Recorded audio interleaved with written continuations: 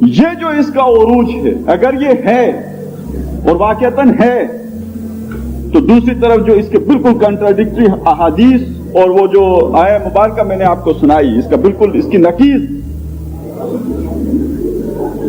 اب یہ ہمیں یا تو یہ ماننا پڑے گا کہ اس تہذیب کو کوئی عروج اور اس کو کمال حاصل نہیں ہے، یا پھر ہم یہ جرت کریں کہ قرآن مجید سے اس آیہ مبارکہ کو نکال دیں، یا یہ ہمت کریں کہ اس احادیث مبارکہ کے بارے میں ہم ظن اور یہ کہ شک و شبے کا شکار ہو جائیں کہ آیا اس کی کوئی روایت، جیسے کہ میں سنا چکا ہوں حضرت عمر ہیں اس کے راوی، مسلم شریف میں وہ نقل دی. یا پھر یہ غور کریں کہ ممکن ہے کہ ہمارا اندازہ غلط ہو، ہماری سوچ میں کوئی مغالطہ پیدا ہو گیا ہو، ہم نے جو پہلے ہی سے فتویٰ لگا دیا کہ یہ تہذیب باطل ہے، اس میں حق کی کوئی رمق ہے ہی نہیں. شاید کہ ہمارے فتوے میں کوئی متشددانہ انداز ہو، اس میں ہم نے کوئی ٹھوکر نہ کھائی ہو. اس حوالے سے اگر ہم غور کریں تو جو چیز ہمارے سامنے آتی ہے، اگرچہ کہ اس تہذیب کا جو ظاہر ہے، جو اس کا حصہ ہمارے سامنے نمایاں ہے، اس میں کوئی شک نہیں کہ اس میں وہ ساری چیزیں موجود ہیں کہ جو ہمارے سامنے ہیں. اس میں وہ شرک کا پہلو بھی ہے، اس میں وہ اباحیت کا پہلو بھی ہے، اس کی جو بھی خرابیاں ہیں وہ پوری طرح ہم پر عیاں ہیں. لیکن اس سب کے باوجود ہمیں نوٹ کرنا چاہیے اور اس بات کو سمجھنا چاہیے کہ اس تہذیب کی جڑ و بنیاد میں بھی قرآن حکیم ہی کی تعلیمات کار فرما ہے. یہ تو ممکن نہیں ہے کہ کوئی نظریہ، کوئی خیال سراسر باطل ہو، اس کے باوجود دنیا میں وہ ترقی کرے، اسے عروج حاصل ہو. یہ تو بقائے اصلاح کا جو اصول ہے، سروائیول آف دا فٹسٹ، اس کے بھی خلاف ہے. یہاں پوری کائنات اللہ تبارک و تعالیٰ کے جو قوانین ہیں گویا فطرت کے تابع ہے. قرآن بھی عین فطرت ہے. سروائیو تو وہی کر سکتا ہے، بقا اسی کو حاصل ہو سکتی ہے جو اس فطرت کے ساتھ ہم آہنگی اختیار کرے گا، جو اپنا ناطہ اس کے ساتھ جوڑے گا. جو اس سے لا تعلقی اختیار کرے گا اس کے لیے کوئی بقا نہیں، وہ از خود فطرت اس کو ختم کر دے گی. تو آخر وہ کیا تعلق ہے، وہ کیا بنیاد ہے کہ جو اس تہذیب کو گویا وہ عنصر ہے کہ جسے ہم حق سے تعبیر کر سکتے ہیں، اگرچہ کہ اس کے اوپر جو ہے وہ باطل ہی کی رضاکاری ہے، لیکن یہ کہ اس کے اندر وہ جو پنہاں ہے حق کی، جو وہ ایک کرن، وہ کیا ہے. اس حوالے سے سمجھیے قرآن حکیم، جیسے کہ ابھی ہمارے سامنے بات آ چکی ہے کہ اسلام ایک دین ہے. اس دین کے جو اجتماعی گوشے ہیں، اس کے ضمن میں جو قرآن مجید کی ہدایات ہیں ہمارے سامنے، جو اس کے اصول ہیں، جو اس کے مبادی ہیں، ان کو ذرا اپنے ذہن میں تازہ کیجئے. سب سے پہلی بات کیا ہے کہ انسانوں میں شرف انسانیت کے اعتبار سے کوئی فرق و تفاوت نہیں ہے، نہ رنگ کی بنیاد پر، نہ نسل کی بنیاد پر، نہ جنس کی بنیاد پر، نہ کسی اور کوئی نسلی بنیاد پر کوئی فرق و تفاوت نہیں. یا ایھا الناس انا خلقناکم من ذکر و انثی وجعلناکم شعوبا وقبائل لتعارفوا ان اکرمکم عند اللہ اتقاکم. اے لوگو، ہم نے تمہیں پیدا کیا من ذکر و انثی، سب لوگ ایک مرد ایک عورت جو ہے اسی کے ذریعے سے جو ہے وہ تخلیق ہوئی ہے ان کی. اور یہ جو کنبوں اور قبیلوں میں تقسیم کیا گیا ہے یہ بھی تعارف کے لیے، یہ کوئی وجہ اکرام و وجہ افتخار نہیں. جو حامل قرآن ہیں ان کے ہاں تو ہے، ان کے ہاں سید بھی ہیں جو پیدائشی آلہ و عرفہ ہیں، اور ان کے ہاں کسی بھی وجہ سے وہ کمی کاری لوگ بھی سمجھے جاتے ہیں جن کے ساتھ تعلق استوار نہیں کیا جا سکتا، جن کو خاص خاص مناصب نہیں دیے جا سکتے. تقسیم ہے. لیکن بتائیے کیا مغرب نے اس تقسیم کو اختیار کیا یا اس نے اس قرآنی اصول کو اختیار کیا ہے کہ سب برابر ہیں، کوئی اونچا نہیں کوئی ادنا نہیں؟ فکر کی سطح پر بات کر رہا ہوں اس وقت۔ عمل میں کیا ہو رہا ہے، گورے اور کالے کی جو امریکہ میں جو کچھ بھی وہاں پہ تضادات ہیں اس کی بات نہیں کر رہا، فکر کی بنیاد کیا ہے وہاں پہ، انسانی خواہش، انسانی عرض کیا ہے، یہ کہ کوئی تقسیم نہیں ہونی چاہیے۔ قرآن اگر فطرت ہے تو یہ فطرت میں موجود ہے نا، فطرت اللہ التی فطر الناس علیہا، ہر انسان کے اندر یہ عرض موجود ہے کہ انسانوں کے اندر کوئی فرق و تفاوت ان بنیادوں پر نہیں ہونا چاہیے۔ اسی کو آگے بڑھائیے، انسانوں کے جو عمرانی یا سیاسی حقوق ہیں، سول رائٹس، وہ سب کے یکساں ہیں، برابر ہیں، برابر کے فرائض ہیں، برابر کی حقوق ہیں۔ یہ نہیں کہ کسی قوم کو یہ حق حاصل ہے کہ وہ ہمیشہ حکمرانی کرے یا دوسری قوم پر وہ غالب رہے، یہ بھی نہیں کہ کسی قبیلے کا یہ حق ہے کہ اس کا پیدا ہونے والا ہر بچہ شاہی خاندان سے متعلق ہے، حکمرانی جو ہے وہ اس کا مقدر ہے، نہیں، بلکہ حدیث کے الفاظ میں کونوا عباد اللہ اخوانا، ہو جاؤ تم سب کے سب برابر، بھائی بھائی، تمیز بندہ و آقا مٹا دو۔ ہے یہ اسلام کی اسپرٹ یا نہیں؟ لیکن یہ ملے گی کہاں، مسلمانوں میں یا مغرب میں؟ کچھ بھی اگر ہے تو کہاں ملے گی؟ سوچئے نا، آخر عروج ہے تو کیوں ہے؟ ہمیں وہ عروج حاصل نہیں ہو رہا تو کیوں نہیں ہو رہا؟ ہم نے اصل دین کو چھوڑا، ہم نے اس اسلام کے حصے کو بھی پکڑا تو اس کے اس مذہب والی ٹکڑی کو پکڑا، ٹکڑا بھی نہیں ہے وہ، اس میں بھی ہم نے پیوند کاری کی ہے۔ اور اس سے آگے بڑھیے، اور اہم تر بات، اور وہ یہ ہے کہ دولت یا جو بھی وسائل ہیں وہ اس میں سب یکساں حصے دار ہیں، شریک ہیں۔ کَإِ لَا يَكُونَ دُولَةً بَيْنَ الْأَغْنِيَاءِ مِنْكُمْ، یہ دولت میں جو ہے غیر مساویانہ تقسیم ایسی نہ ہو جائے کہ تمہارے امراء انہی کے مابین دولت گردش کرتی رہے اور نیچے فقر و فاقہ ہو۔ یہ غیر مساویانہ تقسیم دولت، جسے شاہ ولی اللہ رحمۃ اللہ علیہ نے دو دھاری تلوار سے تعبیر فرمایا ہے، جس کا ایک سرا جہاں پہ دولت زیادہ ہے، فراوانی ہے، وہیں اللہ تللے ہوں گے، بدماشی ہوگی یا نہیں، اور جہاں فقر و فاقہ ہوگا، دولت نہیں ہے، پیٹ کے لالے پڑے ہوئے ہیں، وہاں اللہ یاد آئے گا یا وہ غم روزگار اسے لائق ہوگا؟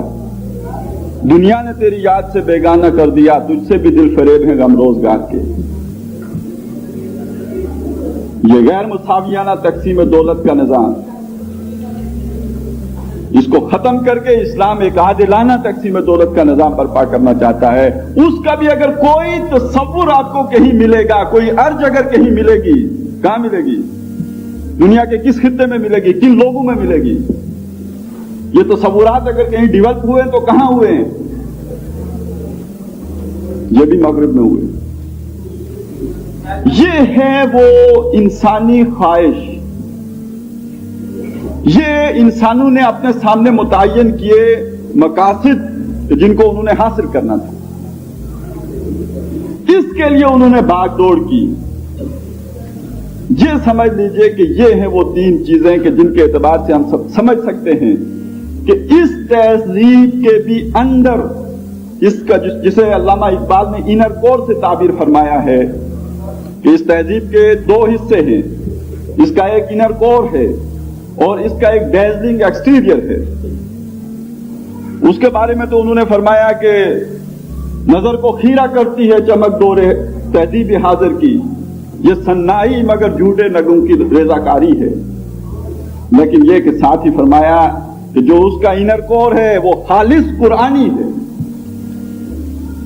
اس تہذیب کی جڑ اور بنیاد میں بھی جو پانی ہے جس سے کہ اس تہذیب نے غذا حاصل کی ہے وہ قرآنی ہے۔ یہ ہے اس سوال کا جواب کہ یہ تو ممکن نہیں تھا کہ کوئی غیر قرآنی تصور دنیا میں اس طور پر جڑ پکڑ سکتا ہے۔ البتہ جو بھی اس کا نتیجہ نکلا ہے وہ بہت ہی بھیانک نکلا ہے۔ انسان کی ایک خواہش، اس کا ایک جذبہ، اس نے اس کو موٹیویٹ کیا، اس نے اس کام کے لیے، اس مقصد کو حاصل کرنے کے لیے جدوجہد کی۔ لیکن ذرا سوچئے کہ جب انسان نے اپنے لیے ہدف اس کو مقرر کیا تو اللہ کی ساری مخلوقات میں سے سب سے زیادہ تکلیف کسے پہنچی ہوگی؟ انسان پیدا ہوا تو سب سے زیادہ، اللہ نے بنانے کا فیصلہ کیا تو سب سے زیادہ تکلیف کسے ہوئی؟ سجدہ کرنے سے کس نے انکار کیا؟ اسی کو تکلیف ہوئی ہوگی نا۔ چنانچہ اسی نے اپنی مجلس شورا میں یہ کہا ہے نا کہ عصر حاضر کے تقاضاؤں سے ہے لیکن یہ خوف ہو نہ جائے آشکارا شر پیغمبر کہیں۔ کھلبلی مچی ہے، میٹنگز ہو رہی ہیں، کیا کریں؟ ایسا کرو،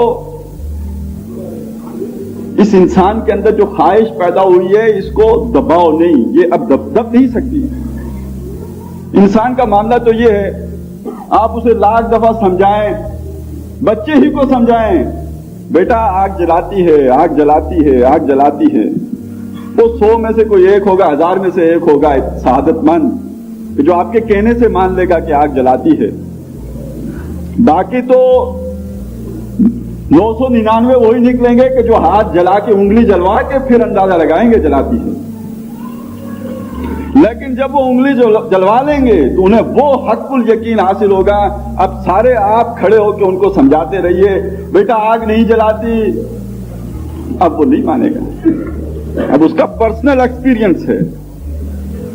جب انسان کے اندر یہ ارج پیدا ہوئی تو شیطان کا کوئی چیلا اس ارج کو ختم نہیں کر سکتا تھا، لیکن بہرحال اسے انسانی نفسیات پہ ایک عبور حاصل ہے، اس نے اس کا راستہ نکالا، اور یہ راستہ وہی ہے جو آپ نے پڑھا ہوگا آیت البر کے درس کے ضمن میں، جو رسالت کا مقام ہے کہ نیکی یہ بھی ایک جذبہ ہے اور باقی جذبات کی طرح یہ بھی مشتعل ہو سکتا ہے، اور جب مشتعل ہوتا ہے تو حد اعتدال کو کراس کر جاتا ہے۔ اس نے انہی جذبات کے سہارے، جس طرح کے ایک ارج ہے، ایک بلبل کو دانا چاہیے، ایک شکاری دانا ہی ڈال کر بلبل کو شکار کرتا ہے۔ انسان کو ضرورت ہے، وہ کوئی مقصد حاصل کرنا چاہتا ہے، بلا ضرورت تو آپ کو معلوم ہے چوہا بھی آپ کے جال میں نہیں پھنستا، آپ کو کوئی گوشت، کوئی اس کے لیے کچھ لگانا پڑتا ہے۔ یہ خود ہماری ضرورت تھی، انسان کی ضرورت تھی، تب وہ شیطان کے شکنجے میں جکڑا گیا ہے۔ اس کے وہ نتائج ہیں کہ جو ہمارے سامنے ظاہر ہوئے، جو اس وقت یہ تہذیب مغرب، جسے ہم تہذیب مغرب سمجھتے ہیں، جو شیطان نے جس طرح کے انسان کو وہاں تک پہنچایا ہے، بڑی محنت کی ہے، بڑی جدوجہد، لیکن یہاں سمجھ لیجئے کہ اب وہ کرنے کا کیا کام ہے کہ انسانوں کو شیطان کے اس چنگل سے نکالے۔ بہرحال شیطان نے اس کے لیے انسانوں میں سے بھی اپنے جو کارندے ہیں وہ تلاش کیے، اور آپ کو داد دینی پڑے گی اس کی سلیکشن پر کہ اہل یہود میں سے اس نے اس کی جو نظر انتخاب ہے وہاں جا کے ٹھہری ہے، اور وہی اس نے اپنے کام کے لیے منتخب کیے۔ اور یہ جو اس وقت پورا عالمی نظام ہے، جسے آپ نیو ورلڈ آرڈر یا جو بھی کہیں، یا جیو ورلڈ آرڈر کہیں، یہ اصل چال تو شیطان کی ہے۔ دنیاوی جو اس کے کارندے ہیں وہ یہود ہیں، اور یہ جو فرنگ کی رگے جہاں پنجائے یہود میں ہے، تو یہ جو پھنسی ہے تو اس کے پیچھے فرنگ کا یہ جذبہ تھا۔ اب ہم اگر انسانیت کے خیر خواہ ہیں تو ہمیں ان کو اس شکنجے سے نکالنے کی کوشش کرنی چاہیے یا نہیں؟ بلکہ معاملہ تو یہ ہے کہ ہم خود اس شکنجے میں جکڑے جا چکے ہیں۔ جانتا ہوں میں یہ امت حامل قرآن نہیں ہے، وہی سرمایہ داری بندہ مومن کا دین۔ جانتا ہوں میں مشرق کی سندھیری رات میں بے جدے پائزہ ہے پیران حرم کی آستین۔ کسی کو معلوم ہی نہیں رہا اسلام ہے کیا. وہی سرمایہ داری، بڑے سے بڑے اسلام کے دعوے دار، شریعت نافذ کرنے والے، داڑیاں بڑھوانے کا حکم دینے والے، لیکن یہ کہ سود. ابھی انتظار کیجیے. اس حوالے سے سمجھ لیجئے کہ خود ہم گرفتار ہیں اسی تہذیب کے اندر. اس کا پھیلاؤ جس طرح ہو چکا ہے، خود اپنے آپ کو، اپنے آنے والے بچوں کو، اپنی نسلوں کو اور پوری عالم انسانی کو اس شکنجے سے نکالنے کے لیے کرنا کیا ہے؟ ایک طریقہ تو یہ ہے کہ ہم اس کے آگے بند باندھنے کی کوشش کریں. لیکن جان لیجئے شیطان نے بھی بند باندھنے کی کوشش نہیں کی ہے. میں آپ کو بتا چکا، جہاں انسان کا پرسنل ایکسپیرینس ہو وہاں وہ کسی کی بات نہیں مانتا، حق الیقین حاصل ہوتا ہے اسے. اگر ہم بند باندھنے کی کوشش کریں گے تو ان جدید تہذیب کے گندے انڈوں کو کیا باہر پھینکیں گے؟ ہم باہر پھینک دیے جائیں گے. اس کی صورت یہ ہے کہ جو ارج ہے، جو انسان کی خواہش ہے، جو انسان کی آرزو ہے، اس کو کیش کیا جائے. یہ جو انسان ٹھوکریں کھاتا ہوا آگے بڑھ رہا ہے، سعادت مندی سے دور ہے، اس کا تعلق دوبارہ قائم کیا جائے. جو انسانوں کے بنانے والا ہے اس کے ساتھ، کہ وہ یہ بتاتا ہے کہ یہ اپنے تجربات کے بل بوتے پر اس مقام تک تم نہیں پہنچ سکتے جس کو کہ تم نے اپنا مقصود بنایا ہے، بلکہ اس راستے کے ذریعے سے وہاں تک پہنچ سکتے ہو جو میں نے تمہیں بتایا ہے. اپنی عقل پر نہیں. میں نے کچھ علم تمہیں دیا ہے، لیکن یہ ہدایت بھی تمہارے لیے ہے کہ فَإِمَّا يَأْتِيَنَّكُم مِّنِّي هُدًى فَمَن تَبِعَ هُدَايَ فَلَا خَوْفٌ عَلَيْهِمْ وَلَا هُمْ يَحْزَنُونَ. یہ میری طرف سے وہ کامل ہدایت نامہ اب آ چکا ہے، اس کی پوری پیروی کرو گے تب منزل مقصود پر پہنچ سکو گے. لیکن یہ کام واز سے نہیں ہو سکتا ہے. اس کے لیے اس قوم کے ہمیں اپنے وہ لوگ کہ جو ہم میں سے ذہین ترین ہیں، فہیم عناصر،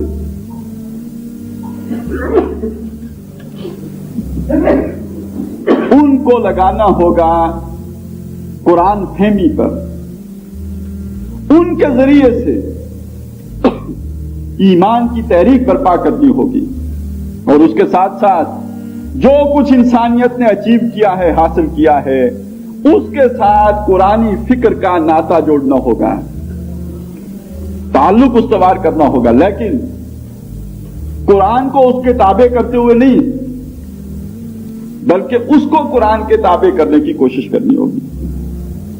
اور اس کے لیے جو محنت درکار ہے، جو کوشش درکار ہے، ذرا تصور کیجئے کہ امیر محترم ڈاکٹر اقبال کی کتاب the reconstruction of religious thought in Islam کو بھی اس موضوع پر قاعدہ پریمیئر قرار دیتے ہیں. اور نمبر 2، ایک تنظیم کا قیام.